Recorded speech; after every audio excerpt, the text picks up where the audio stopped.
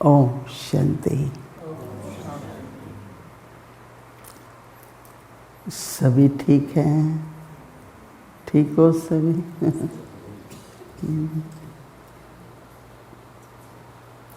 ऐसे तो बाबा के घर में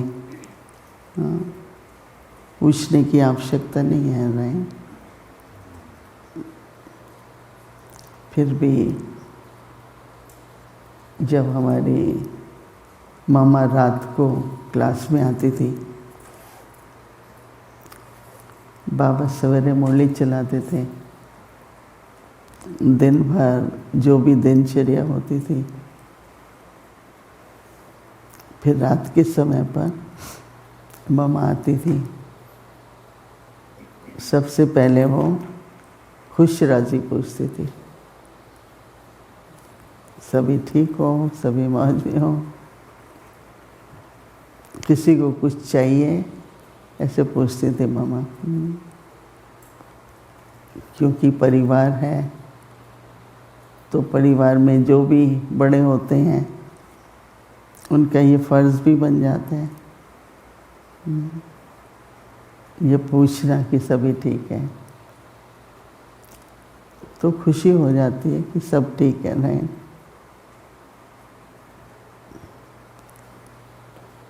बाबा गाय का उदाहरण देते थे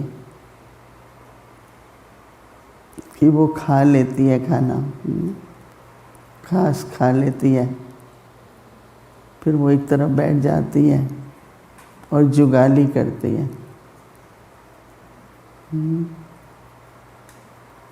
मतलब बैठ के चबाती रहती है। हाँ? क्या हुआ? तो उससे दूध बनता है। ऐसे नहीं कि वो घास खा ले, भोजन कर ले, जुगानी ना करे तो दूध तो नहीं बनेगा ना। तो ज्ञान शक्ति है, वो तभी शक्ति का काम करती है हर पॉइंट जब मनन किया हुआ होता है, चिंतन किया होता है,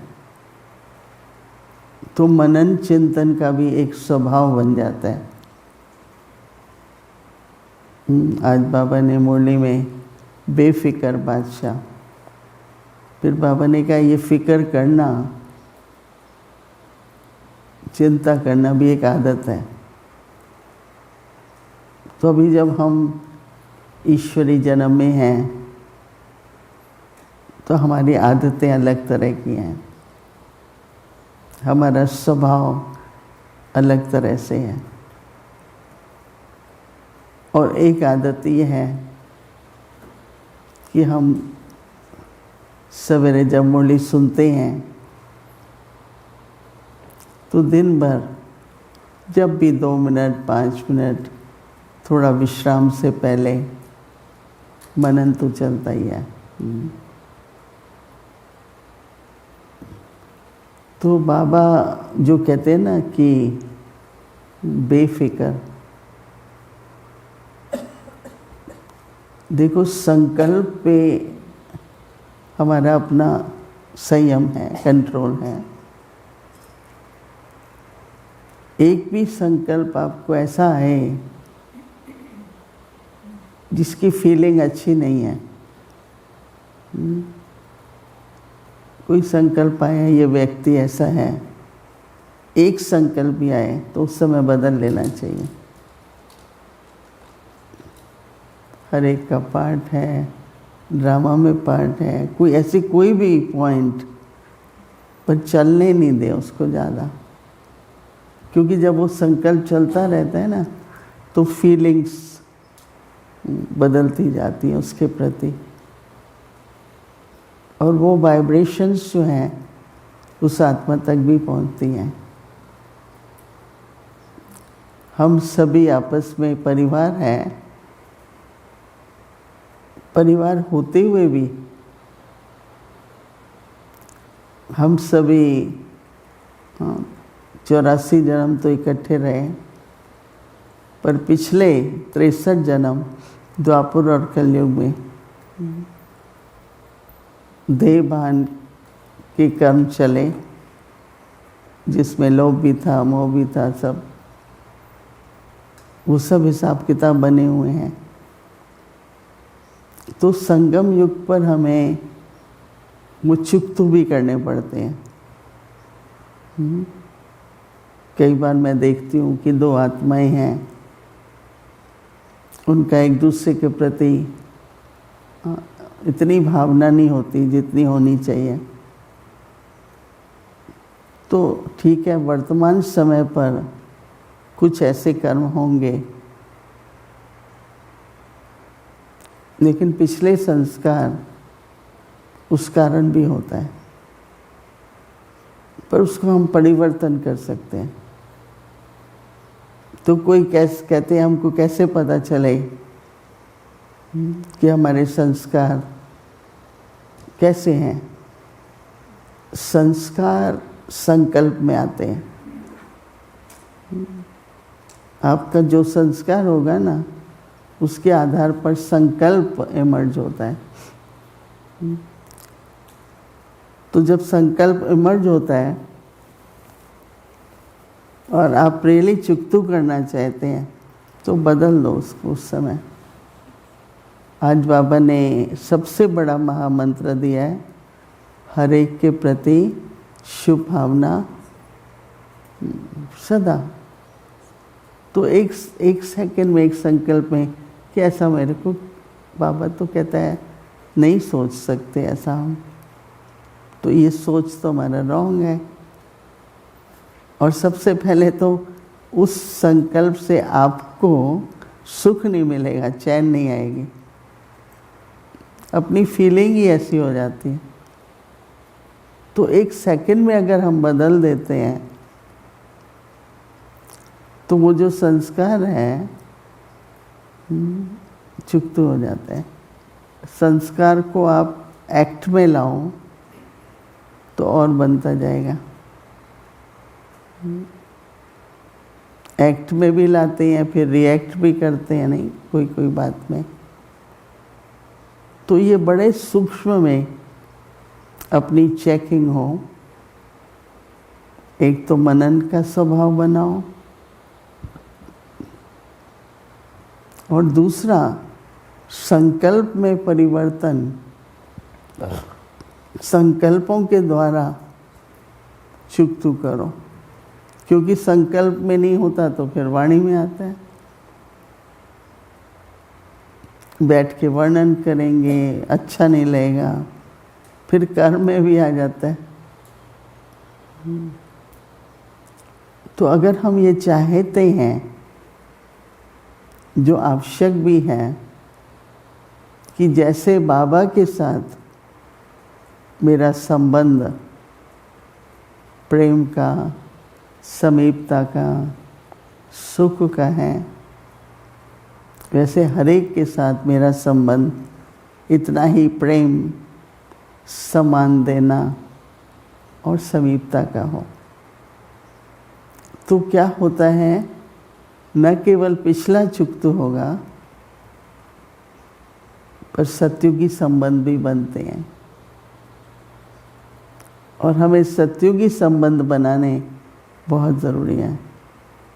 सत्युगी संस्कार, सत्युगी संबंध, सत्युगी आहार, सत्युगी व्यवहार।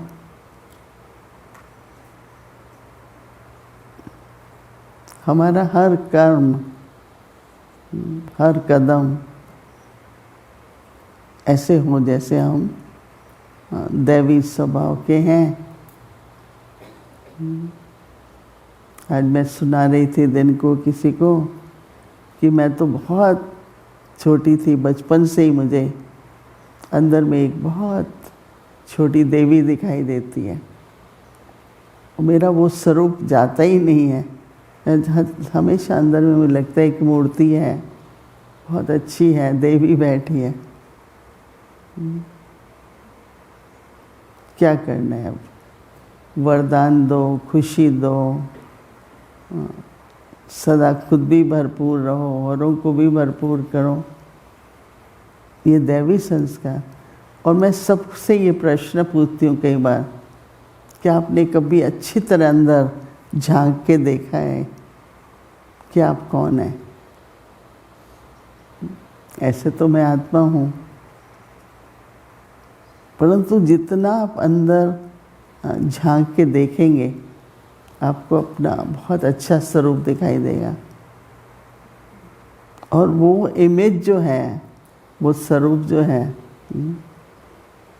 फिर ऐसा लगता है कि व्यवहारिक रूप में भी रहे। जैसे देवी देवताएं होते हैं, उनका हमेशा दातापन का ऐसे हाथ होता है, कभी ऐसे नहीं करते हैं, दातापन का रहता है। तो स्वभाव से ही फिर एक दूसरे के प्रति हम वरदानी रहते हैं, और जितना जितना हम वरदान देते हैं अपनी मूर्ति बड़ी होती जाती है, छोटी सी से बड़ी होती जाती है। तो बाबा जो बार बार कहते हैं ना, बच्चे ज्वालामुखी योग करो, कहना कई बार उचित लगता है कभी कि विनाश की ज्वाला प्रज्वलित हो, पर अंदर में हमारी भावना तो ये है कि सभी सुखी हों, सदा संपन्न हो, ऐसी दुनिया हो जहाँ कोई दुख का नाम नहीं। भावना तो ये है ना, पर ये भी हम जानते हैं कि वो तब आएगी, नया तो तब आएगा ना जब पुराना खत्म होगा। पर बहुत देखो, एक वृक्ष होता है, बहुत बड़ा है, जैसे गुलाब का पौधा होता है, नया लगाना है तो एक कलम काटते हैं उसमें से और वो लगाते हैं, फिर नया पौधा निकलता है। तो बाबा ने भी करोड़ों आत्माएं, कल्प वृक्ष के पत्ते, उसमें से एक छोटी कलम, सैपलिंग, और वो हम लोग हैं। जरा सोचो आप कि पुराना झाड़ है और नया लगाना है, तो बाबा पुराने को नया नहीं करते, परंतु कलम। तो हम सभी आत्माओं को बाबा ने वो कलम के लिए चुना है कि नई दुनिया की आप लोग कलम हो। कभी कभी सोचेंगे ना आप, कभी तो क्या सदा ये सम्मान रहे कि मैं नए वृक्ष की कलम हूँ, और उसी कलम से ही फिर बड़ा तना बनता है, फिर शाखाएं निकलती हैं, फिर कितने पत्ते होते हैं। तो इसलिए बाबा कहते हैं ना कि सबसे पहले आदि सनातन देवी देवता धर्म है, और हम आत्माएं वो कलम है, फिर तना है, फिर अनेक धर्म आते हैं, फिर कितनी पॉपुलेशन, अभी वर्ल्ड में कितनी पॉपुलेशन है, पर हम वो ब्रांच है, कलम है। तो जो हम लोगों की जिम्मेवारी कहें या हमारे मन के अंदर हमेशा कि बाबा ने मुझे इतने बड़े वृक्ष की छोटी सी कलम लगा के नया झाड़ लगवा रहा है बाबा। तो इसलिए सदा हमारा सोच, हर संकल्प हमारा दैवी हो, दिव्य हो, और वाणी, हर शब्द, और हमारे कर्म, आपसी व्यवहार, संबंध न कभी रिएक्शन करना है, न कभी आवेश में आना है, धैर्यता से, प्रेम से हमारा सबका कार्य व्यवहार एक संबंध का व्यवहार होता है, एक कार्य का होता है। संबंध में प्रेम प्यार और कार्य में सहयोगी। सिर्फ प्रेम प्यार से नहीं चलता ना, हाथ बटाना होता है, सहयोगी बनना होता है कि चलो सब मिलके करते हैं, और मिलके करने में जल्दी भी हो जाता है, अच्छा भी हो जाता है। 2 11 के बराबर माने जाते हैं, और फिर 3 4 तो कितने हो जाते हैं नहीं। तो ऐसे सहयोग की भावना से हम ईश्वरीय कार्य करते हैं। तो आज बाबा कह रहे हैं कि आप बच्चों, बाबा तो रोज़ कोई ना कोई बड़ा टाइटल देते हैं। अगर अमृत वेले ऐसे बैठो, अपना टाइटल, मेरा ये स्वरूप है, बाबा ने मुझे ये वरदान दिया है, आपको इतना अच्छा लगेगा। न केवल स्वयं के लिए, पर आपको खुद ही लगेगा कि इससे विश्व का कल्याण, विश्व तक ये वाइब्रेशन पहुंच रही है। तो बाबा कहते हैं कि आधार मूर्त आत्माएं हों। जैसे तना होता है, सारे वृक्ष का आधार है ना, तो हम सभी भी छोटी कलम से तना बन के वृक्ष के आधार मूर्त हैं। अब तक बाबा कहते हैं आपकी याद ज्वाला रूप नहीं बनी है।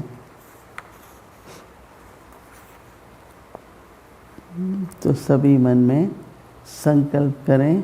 कल बाबा ने कितना अच्छा बताया कि याद में बैठते हैं, जो स्मृति पावरफुल है वो ज्वालामुखी है। जैसे कल बाबा ने कहा मास्टर सर्वशक्तिमान हूँ। अब ये दिन भर अगर स्मृति रहे तो ज्वाला है। कल तो इतना बाबा ने स्पष्ट किया ज्वालामुखी क्या होता है। पहले तो पूछते रहते थे, कल मुझे इतना बाबा ने कहा कि बैठो स्मृति, फिर स्मृति को लाओ। तो कितना ज़रूरी है हमें दिन भर कोई एक स्मृति में रह के अगर हम कर्म व्यवहार करें, तो बाबा कहते हैं अब तक आपकी याद ज्वाला रूप नहीं बनी है, और जब तब तक ये विनाश की ज्वाला भी संपूर्ण ज्वाला रूप नहीं लेती है। आग थोड़ी भड़कती है, फिर क्या होता है, फिर शीतल हो जाती है, क्योंकि बाबा कहते हैं ज्वाला मूर्त और एक है आधार मूर्त। रोज़ बाबा एक प्रकार की स्मृति देते हैं। कल था मास्टर ऑलमाइटी, और आज है हम लोग ज्वाला मूर्त और आधार मूर्त। तो बाबा कहते हैं कि आत्माएं अभी स्वयं ही सदा ज्वाला रूप नहीं बनी हैं। जब ज्वाला रूप बनते हैं तो क्या होता है, दृढ़ संकल्प। ज्वाला रूप का क्या हुआ, दृढ़ संकल्प संगठित रूप में, दृढ़ संकल्प संगठित रूप में मन बुद्धि की एकाग्रता के द्वारा शाम को 7 बजे बैठते हैं। ऐसे तो उससे पहले ही बताना चाहिए कि आज ये स्मृति है, तो आप लोग उसमें ही बैठो।